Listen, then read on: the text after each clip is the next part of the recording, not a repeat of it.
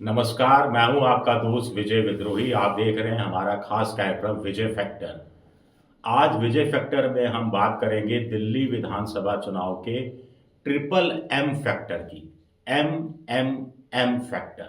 जिसके घर पे मीटर की रीडिंग 600 से कम है उसको बिजली का बिल 0 आएगा। मेरा बिजली ਦਾ ਬਿੱਲ ਪਹਿਲਾਂ 1 ਸਾਲ ਪਹਿਲਾਂ ਆਵਾ ਤਾਂ ਤੇ ਹੁਣ ਵੀ 1 ਸਾਲ ਹੋ ਗਿਆ ਵੀ ਆਂਦਾ ਨਹੀਂ ਹੈਗਾ ਜਦ ਆਹ ਭਗਵੰਤ ਮਾਨ ਦੀ ਸਰਕਾਰ ਬਣੀ ਆ ਜੀ। ਮੁੰਡਾ ਸਾਨੂੰ ਛੋਟਾ ਕਹਿੰਦਾ ਪਿਛਲੀ ਵਾਰੀ ਬਿੱਲ ਕਿੰਨਾ ਆਇਆ था माँ 3500 रुपया कहना ऐसी 0 आया। माँ फिर ऐसा मुख्यमंत्री पूरे इंडिया में बनना चाहिए।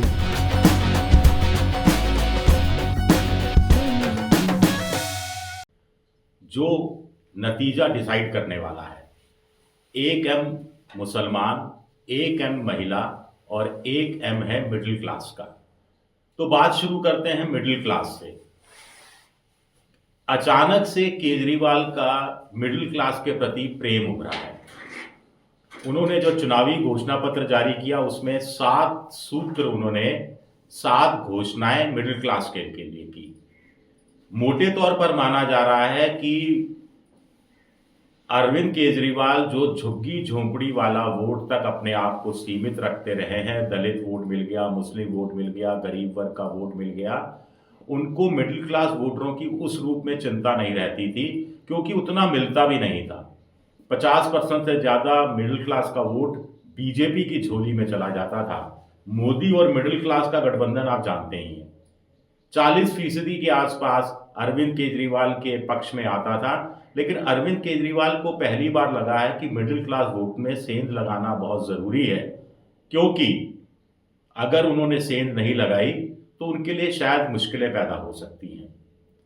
लिहाजा उन्होंने मिडिल क्लास की चिंता कि वो टैक्स ज्यादा देते हैं, जीएसटी की मार झेल रहे हैं, निर्मला सीतारमण उनके लिए कुछ नहीं कर रही है, पिछले कुछ सालों में मिडिल क्लास की जो तनख्वाहें हैं वो उतनी नहीं बढ़ी जितनी की महंगाई बढ़ गई। महंगाई दर तनख्वाह में जो इजाफा हुआ उससे कहीं ज़्यादा हो गया। दिल्ली में वैसे भी कुछ लोग कहते हैं 45% आबादी मिडिल क्लास की है, कुछ लोग तो 65% आबादी मिडिल क्लास की बताते हैं रेंज के हिसाब से कि उनके हिसाब से मिडिल क्लास कितना कमाता है। सोशियो इकोनॉमिक सर्वे बताता है 2018 का कि दिल्ली में सिर्फ 8% आबादी ऐसी है जो हर महीने 25,000 से लेकर 50,000 रुपया खर्च करती है, और उनके हिसाब से ये 8% ही मिडिल क्लास है। लेकिन पॉलिटिकल नेताओं की नज़र में ये आबादी 45% से लेकर 65% के बीच में मानी जाती है, और सबसे बड़ी बात है कि देश में एवरेज इसका 31% ही है। अब अरविंद केजरीवाल मिडिल क्लास को उकसाने में लगे हैं। इस बहाने वो मोदी सरकार पर प्रेशर डालने में लगे हैं अब कि आप अपने बजट में जो 1 फरवरी को पेश होगा उसमें मिडिल क्लास के लिए रियायतें दीजिए। अगर निर्मला सीतारमण रियायतें नहीं देती है तो अरविंद केजरीवाल मिडिल क्लास के मुद्दे को और जोर शोर से गरमाने की कोशिश कर सकते हैं, और अगर वो रियायतें दे देती है तो सारा श्रेय अरविंद केजरीवाल लूटने की कोशिश करेंगे कि देखिए मिडिल क्लास के हम हितैषी हैं, हम समर्थक हैं, हमने कितना दबाव डाला निर्मला सीतारमण पर कि निर्मला सीतारमण मजबूर हो गई आपकी हथेली में 4 पैसे रखने के लिए, इनकम टैक्स में छूट देने के लिए। तो ये एक बड़ी योजना है अरविंद केजरीवाल की। वो जानते हैं कि झुग्गी झोंपड़ियों का और गरीब दलितों का 68 से 70% वोट उनको मिलता रहा है, लेकिन बीजेपी वहां सेंध लगाने में लगी है। अरविंद केजरीवाल अपने वोट के कैचमेंट एरिया को बढ़ाना चाहते हैं। इस सिलसिले में ही महिला वोटरों में अपनी पैठ बढ़ाने के लिए 2100 रुपये की घोषणा की गई। अब महिला वोटरों की संख्या आधी है, करीब करीब 71 लाख, 49% के आसपास। महिला वोटरों में भी 3 तरह की महिला वोटर मिलती हैं। एक जैसे LIG का फ्लैट होता है तो लो इनकम ग्रुप की महिलाएं हैं जिनके लिए 2100 रुपया बड़ा सहारा है, जिनको मुफ्त बस यात्रा, 200 यूनिट बिजली फ्री, पानी फ्री, और उसके बाद मोहल्ला क्लिनिक के जरिए इलाज फ्री, और उसके बाद अच्छे सरकारी स्कूल में बच्चों की शिक्षा फ्री और अच्छी शिक्षा फ्री, जिसका लाभ मिलता रहा है।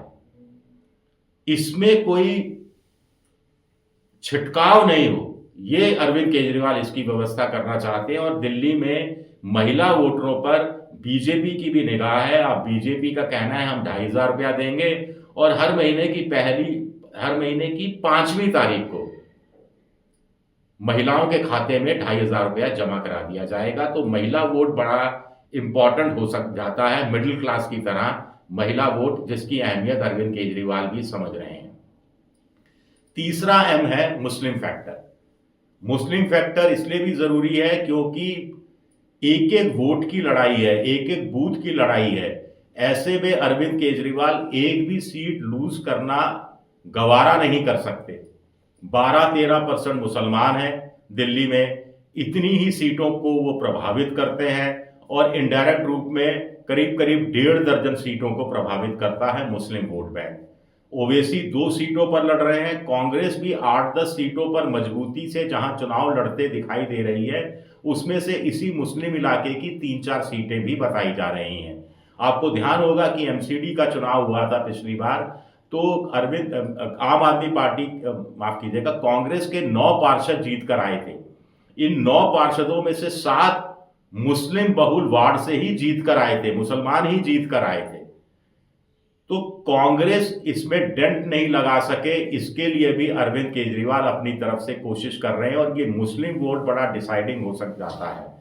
बीजेपी तो यही उम्मीद कर रही होगी कि कांग्रेस इस मुस्लिम वोटों में डेंट लगाने में कामयाब हो, ताकि बाय डिफॉल्ट वो एक आध सीट इन इलाकों से निकाल पाने की स्थिति में आ सके।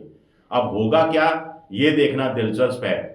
लेकिन जाते जाते मैं आपको बता दूं कि आज इकोनॉमिक टाइम्स में एक बड़ी दिलचस्प खबर छपी है, जो कहती है कि दिल्ली की हर चौथी सीट इस रूप में फंसी हुई है कि 17 सीटें ऐसी हैं जो कम हार जीत के अंतर से 2020 में जीती गई थी। इन 17 में से 13 सीटें आम आदमी पार्टी ने जीती थी और 4 सीटें बीजेपी ने जीती थी। अब इन 13 सीटों में आम आदमी पार्टी ने 9 उम्मीदवारों को बदल दिया है और बीजेपी ने 4 में से 3 उम्मीदवारों को बदल दिया है, सिर्फ इसलिए कि आम आदमी पार्टी की दृष्टि से देखा जाए, उनको लग रहा है कि 3-3 बार के उनके चुने हुए विधायकों के खिलाफ एंटी इनकम्बेंसी का माहौल है, उनकी खुद की पार्टी के खिलाफ एंटी इनकम्बेंसी का माहौल है।